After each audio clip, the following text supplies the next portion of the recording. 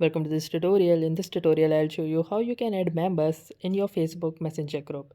So in order to add members in the group, what you need to do is first navigate to the Messenger. So to do that, simply click on this Messenger icon at the top right corner of your screen. Once you have clicked here, it will lead you to the Messenger application. Now go to the group in which you want to add members. So here is the group you can see. Now in order to add members to this group, simply click on this add button which is visible right here. Once you've clicked on the add button, you need to select all of those people from your friend list that are not currently present in this group. So I have these two friends which are available to be added in this group. So I can choose any of them, or I may also choose both of them, and then simply click on this add button at the top right corner.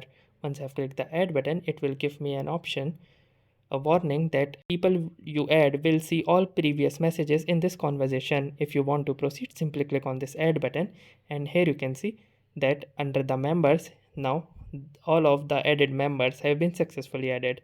So that's it for this video. I'll see you in the next one. If you like this video, make sure to hit the like button as well. Comment on this video, share it, and don't forget to subscribe to our channel.